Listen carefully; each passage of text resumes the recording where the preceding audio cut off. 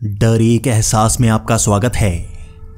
आज की हमारी ये कहानी हमारे एक सब्सक्राइबर ने हमारे साथ शेयर की है। हमारे ये सब्सक्राइबर अपना नाम नहीं बताना चाहते और हम ये भी नहीं जानते कि ये घटना सच है या नहीं, लेकिन ये हम आप पर छोड़ते हैं कि आप इसे सच मानते हैं या नहीं। तो चलिए वीडियो शुरू करते हैं। मेरा नाम संजीव है और ये मेरे साथ घटी अब तक की सबसे डरावनी घटना है। मैं नहीं जानता कि आप मुझ पर यकीन करेंगे या नहीं, लेकिन इस घटना ने मुझे बदल कर रख दिया। कभी कभी मैं रात को उठ जाता हूं और मुझे इस बात को सोचकर बहुत ज्यादा डर लगता है, और कभी कभी तो दिन के वक्त भी जब मुझे इस घटना के बारे में याद आती है तब मैं सहम सा जाता हूं। ये घटना 5 साल पहले की है। मैं एक छोटे से शहर में रहता हूं। मेरे कई दोस्त हैं, लेकिन सब की तरह मेरे भी कुछ ही अच्छे दोस्त हैं। राकेश मुझे बचपन से जानता था, इस कारण हम दोनों की बहुत बनती थी। हम दोनों कई बार घूमने जाते थे।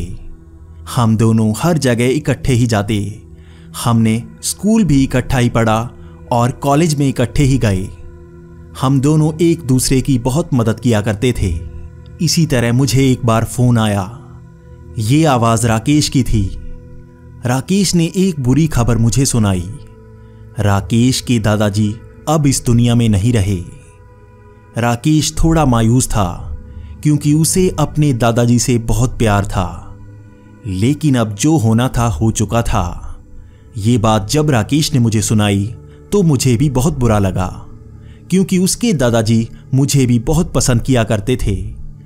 बचपन में हम दादाजी से बहुत ही अच्छी अच्छी कहानियां सुना करते थे, लेकिन अब क्या कर सकते हैं, नियति को जो पसंद होता है वही होता है। जब राकेश ने मुझे ये बात बताई तो मुझे बुरा लगा। मैं सीधा राकेश के घर गया। वो पूरा दिन मैं राकेश के घर ही रहा। पहले तो राकेश के दादाजी को वहीं रखा गया था और शाम का इंतजार किया जा रहा था। शाम को राकेश के दादाजी का शरीर शमशान घाट ले जाया गया। राकेश के पिताजी नहीं थे, इस कारण राकेश के दादाजी के शरीर को आग राकेश ने लगाई। राकेश बहुत ही रो रहा था, तो मैंने राकेश को सांत्वना दी। उसके बाद हम दोनों घर आ गए। पूरी रात राकेश अपने दादाजी की बातें किए जा रहा था। मुझे भी बुरा लग रहा था, तो हम दोनों ऐसे ही बातें करते करते सो गए। इसके कुछ दिन बाद हमें अस्थियों को लेकर हरिद्वार जाना था, तो हमने गाड़ी उठाई और हरिद्वार की तरफ निकल पड़े। राकेश के पास एक लोटे में अपने दादाजी की अस्थियां थी। हम दोनों हरिद्वार की तरफ जा रहे थे। राकेश मुझे अपने दादाजी की बातें बता रहा था और ऐसे ही बातें करते करते हम जा रहे थे। हरिद्वार का रास्ता हमारे घर से लगभग 400 किलोमीटर की दूरी पर था, इस कारण काफी समय लगने वाला था। राकेश ने भी गाड़ी नई नई सीखी थी, इसीलिए वो गाड़ी भी धीरे चला रहा था। इसी तरह गाड़ी चलाते चलाते शाम हो गई थी। रास्ता अब काफी सुनसान सा आ गया था। इतना सुनसान रास्ता और इस तरह अंधेरा हो रहा था। राकेश थोड़ा घबरा रहा था, लेकिन मैं उसे कह रहा था कोई बात नहीं, ज्यादा तेज गाड़ी चलाने की जरूरत नहीं, आराम से गाड़ी चलाओ। उस अंधेरे में गाड़ी चलानी काफी मुश्किल हो रही थी। वहां पर काफी मोड़ आ रहे थे। इसी तरह एक मोड़ पर जब राकेश ने गाड़ी को घुमाया तभी उसे सामने एक बुजुर्ग आदमी सा दिखा।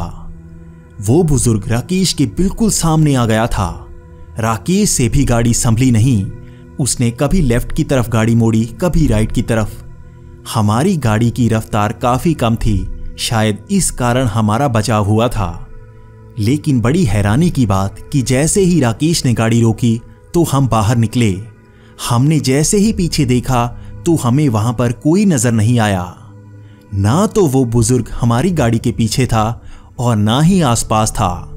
भले ही वहां पर बहुत अंधेरा था, लेकिन फिर भी हम दूर तक देख सकते थे। वहां पर तो कोई नहीं था। ऐसा कैसे हो सकता है? अभी तो हमें एक बुजुर्ग आदमी दिखा था। वो शायद 60 से 70 साल का रहा होगा।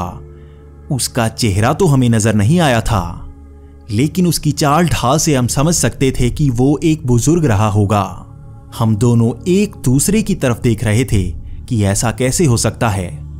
क्या हमें कोई भ्रम हुआ था? कैसे वो बुजुर्ग वहां से गायब सा हो गया? हमने एक दूसरे की तरफ देखा और हम गाड़ी में बैठ गए। अब राकेश फिर से गाड़ी चला रहा था और हम यही बात कर रहे थे कि वो बुजुर्ग कहां गया होगा। अब फिर से हम गाड़ी चलाकर आगे जा रहे थे। मैं फिर से राकेश से बातें कर रहा था। हम वही सुनसान रास्ते से बाहर निकलने की कोशिश कर रहे थे। शायद ये रास्ता काफी लंबा था।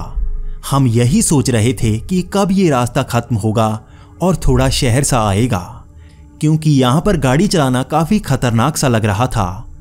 हो सकता है कोई जानवर यहां से निकलकर बाहर आ जाए, या हो सकता है यहां पर हमारी गाड़ी खराब हो जाए। ऐसे हालात में यहां रुकना अच्छा नहीं होगा। यही सोचकर हम आगे जाए जा रहे थे।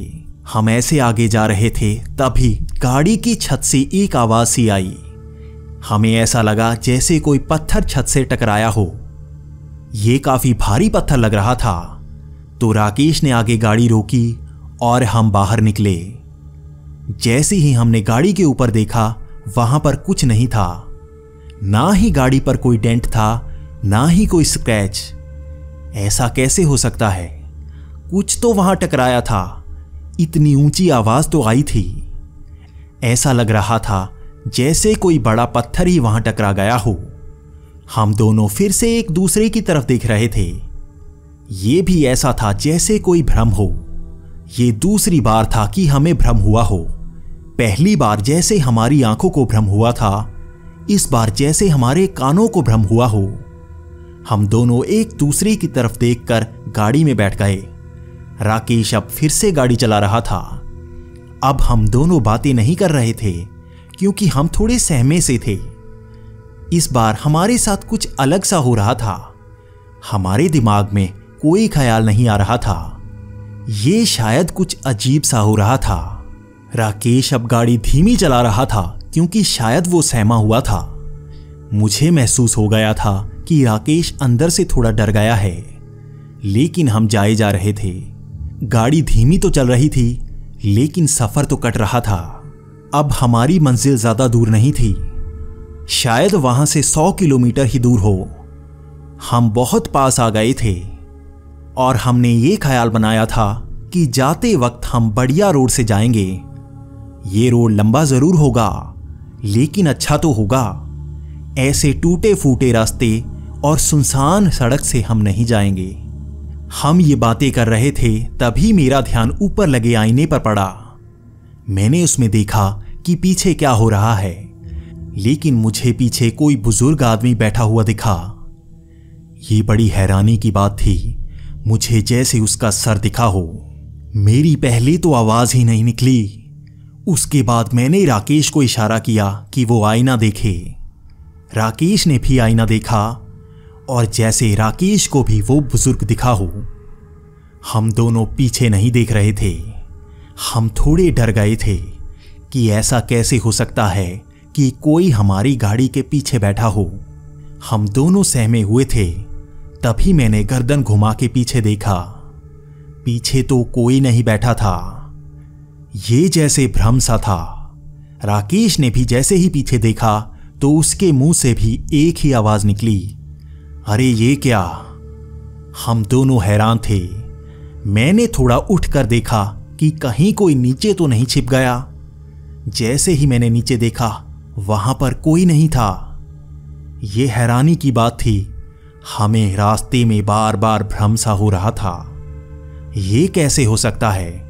ये तीसरी बार था कि हमें भ्रम हुआ हो। अब हम दोनों के मन में एक ही ख्याल आ रहा था कि आज हमारे साथ क्या हो रहा है। मेरे दिमाग में यही ख्याल था कि राकेश के दादाजी की अस्थियां हमारे साथ हैं। हो सकता है हमारे साथ कोई भूत प्रेत हो। ये अस्थियां शमशान से आई थीं, तो हो सकता है शमशान से कोई आत्मा हमारे साथ आ गई हो। हमने कई भूतों की कहानियां पहले ही सुन रखी थी, लेकिन हमें उस पर यकीन नहीं था। लेकिन इस बार हमारे साथ जो हो रहा था वो हमको बहुत ही डराने वाला था। ये कुछ अजीब सा था। हम ऐसे ही डर कर बातें सी कर रहे थे। हम सोच रहे थे आगे आने वाले समय में हमें कौन से भ्रम का सामना करना पड़ेगा। हम दोनों का डर जायज था। हो सकता है हमारे साथ कोई आत्मा इसी गाड़ी में सफर कर रही हो। अब सफर शायद 50 किलोमीटर का रह गया था। हमारी मंजिल आने ही वाली थी। हम हरिद्वार पहुंचने ही वाले थे। समय शायद सुबह के 4 बजे थे और हमें पता था सुबह होने ही वाली है। हम बहुत ही लंबा सफर कर चुके थे और डरे हुए थे, लेकिन हमारा शरीर तो थका हुआ था। हम सोच रहे थे कहीं रेस्टोरेंट में रुक जाते हैं, कुछ चाय पानी पी के आके चलते हैं। तो आगे एक ढाबा सा आया। राकेश ने वहीं गाड़ी रोक ली और हमने दादाजी की अस्थियां अपने हाथ में उठाई और उसी ढाबे में चले गए। राकेश ने दादाजी की अस्थियां वहीं टेबल पर रखी थी और हम दोनों एक दूसरे के सामने बैठे थे। जैसे ही वेटर वहां पर आया, वेटर ने हमसे ऑर्डर मांगा। हमने वेटर को कहा कि 2 चाय ले आओ और कुछ बिस्किट साथ ले आना। वो वेटर काफी बातूनी सा लग रहा था और बार बार हमसे बातें करने की कोशिश कर रहा था, लेकिन हम तो डरे हुए थे। हमें बातें करने का जरा भी मन नहीं था। लेकिन वो वेटर हमसे यही कह रहा था, यहां कैसे आना हुआ सर, क्या करने आए हो? तो राकेश ने भी बता दिया कि हम हरिद्वार जा रहे हैं। ये राकेश के दादाजी की अस्थियां हैं, इसे ही बहाने जा रहे हैं। इसके बाद वेटर थोड़ा सा चुप हो गया। वो हमारा ऑर्डर लेने चला गया। हम दोनों टेबल पर बैठे यही बातें कर रहे थे कि हमारे साथ हुआ क्या है। हम ये किसी को बता भी तो नहीं सकते थे। जिसे भी हम ये बताते वो हमें पागल ही समझता। मुझे नहीं पता ऐसा सबके साथ होता है या नहीं, लेकिन हमारे साथ तो ये हो रहा था। हम दोनों डरे से हुए थे। थोड़ी देर बाद वेटर वहां पर चाय लेकर आया। उसने पहले राकेश को चाय दी, उसके बाद मुझे चाय दी। उसके बाद बड़ी ही अजीब सी बात हुई। उस वेटर ने एक और चाय की प्याली वहीं टेबल पर रख दी। हम दोनों हैरान थे। राकेश ने उस वेटर से कहा कि हमने तो सिर्फ 2 ही चाय की प्याली ऑर्डर की थी, ये तीसरी तुम किसके लिए ले आए? उस वेटर ने पहले हम दोनों की तरफ देखा और यही कहा कि तुम्हें शायद कुछ नहीं पता, ये चाय तुम्हारे लिए नहीं है, ये चाय उसके लिए है जो इस दुनिया से जा रहा है। हम दोनों हैरान थे, आखिर वो वेटर किसकी बात कर रहा है। हम जानना चाहते थे कि वो क्या बोल रहा है। तब उस वेटर ने कहा कि यहां पर बहुत से लोग आते हैं जो हरिद्वार में अस्थियां बहाने आते हैं। ये नियम बताए जाते हैं कि जिसकी भी अस्थियां बहानी होती हैं वो अस्थियां बहाने तक हमारे ही साथ होता है। आपको भी शायद इसका एहसास हो गया होगा। हो सकता है आपको इसका एहसास ना भी हुआ हो, लेकिन मेरी बात मान लीजिए, इस चाय की प्याली को यहीं रखे रहने दीजिए। यही नियम कहा जाता है। हमने अपने बुजुर्गों से यही बात सीखी है। मैं राकेश की तरफ देख रहा था, जैसे उस आदमी ने हमारे मुंह की बात छीन ली हो। उसने यही कहा था कि सबके साथ ऐसा होता है। तो हम दोनों एक दूसरे की तरफ देख रहे थे। हमें उसकी बात जायज सी लग रही थी, तो हमने भी उसे कहा ठीक है चले जाओ। तो वो उस चाय को वहां रखकर चला गया। हम दोनों एक दूसरे की तरफ देख रहे थे और मैंने राकेश से कहा कि हो सकता है ये जो आत्मा हमें नजर आ रही है ये तुम्हारे दादाजी ही हों। वैसे भी उन्होंने हमें डराने की कोशिश नहीं की, सिर्फ हमें भ्रम सा दिया हो। लेकिन मुझे नहीं पता, ऐसा कुछ भी हो सकता है। तभी हमने चाय पी और थोड़े से बिस्किट भी खाए। बाकी बचे बिस्किट हमने हाथ में पकड़ लिए और चाय की प्यालियां वहीं रख दी। एक भरी हुई चाय की प्याली वहीं पड़ी थी और हम दोनों उसी की तरफ देख रहे थे। वो वेटर भी हमारी तरफ नहीं आ रहा था। वैसे भी हमें कुछ ऑर्डर करना भी नहीं था। तो हम दोनों उठे और उस वेटर की तरफ गए। वो ही वेटर रिसेप्शन पर बैठा हुआ था। तो उसने हमें बताया कि हमारे कितने पैसे बने हैं। जैसे ही उसने ये बोला तभी पीछे से एक आवाज आई। हम दोनों ने पीछे देखा तो वो चाय की प्याली वहीं पर गिरी पड़ी थी। वहां आसपास कोई नहीं था, लेकिन वो चाय की प्याली वहीं नीचे गिर चुकी थी।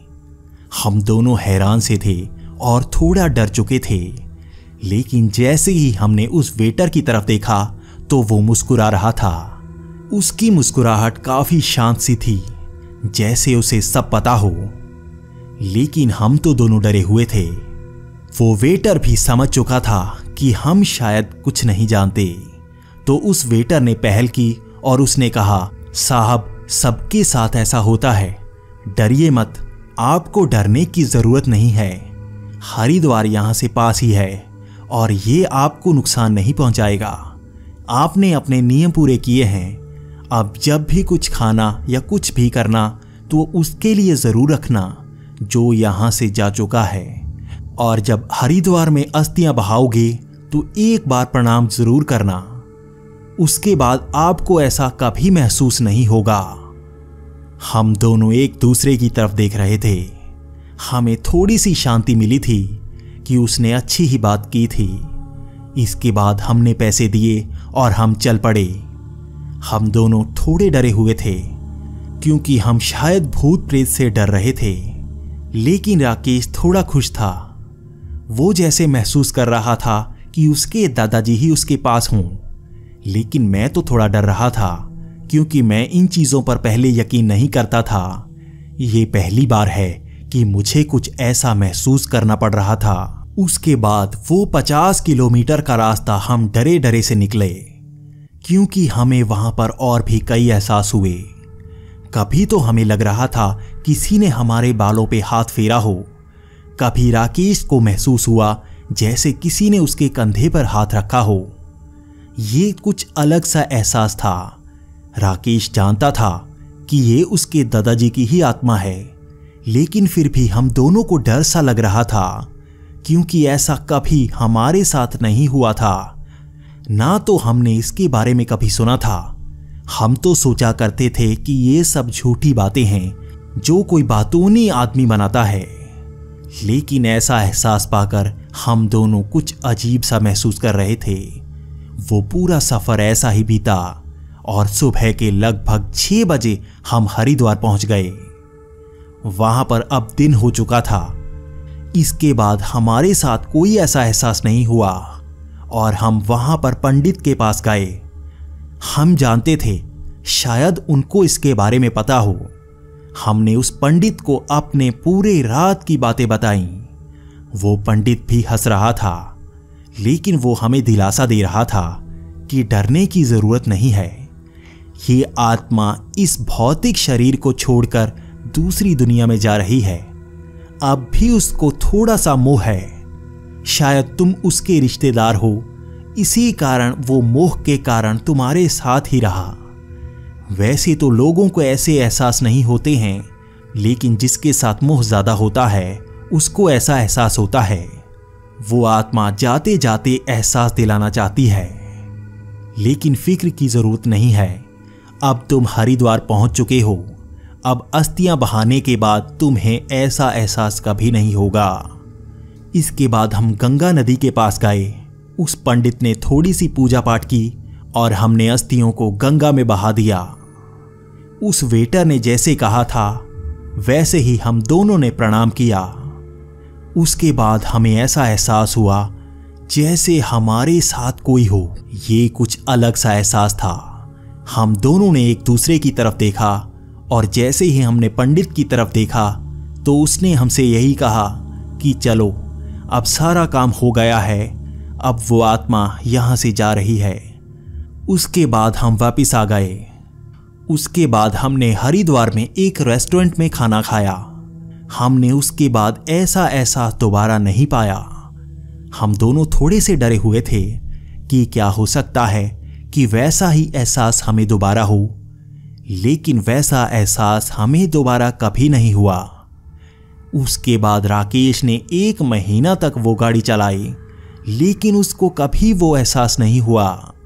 1 महीने बाद राकेश ने डर से उस गाड़ी को बेच दिया। मैंने राकेश को कहा कि उस पंडित के कहने के मुताबिक वो एहसास हमें दोबारा नहीं होने वाला था, लेकिन राकेश शायद थोड़ा सा डरा हुआ था, तो मैंने उससे ज्यादा कुछ नहीं कहा। ये एक अलग सा एहसास था जो शायद हमारे साथ जुड़ गया। अब भी मुझे उस एहसास की याद आती है। वो एहसास कुछ अलग सा था, कोई हमारे साथ ना होते हुए भी हमारे साथ था। मुझे नहीं पता कि आप मेरी बातों पर यकीन करेंगे या नहीं, लेकिन मेरे लिए तो ये सच्ची घटना थी जिसे मैं आपसे बता रहा हूं। आपको शायद ऐसा एहसास ना हुआ हो, लेकिन मेरी बात मानिए, जब ऐसा एहसास होता है तो डर का एहसास होता है। दोस्तों, आपको ये वीडियो कैसी लगी हमें कमेंट्स में जरूर बताएं। हमने ये वीडियो को लंबा बनाने की कोशिश की है, तो प्लीज कमेंट जरूर करें ताकि आपके सुझावों से हम वीडियो को अच्छा बना सकें। इसी के साथ अगर आपको ऐसी ही वीडियोस देखना पसंद है तो हमारे इस चैनल को सब्सक्राइब जरूर कर लें, क्योंकि यहीं पर आपको महसूस होगा डर एक एहसास।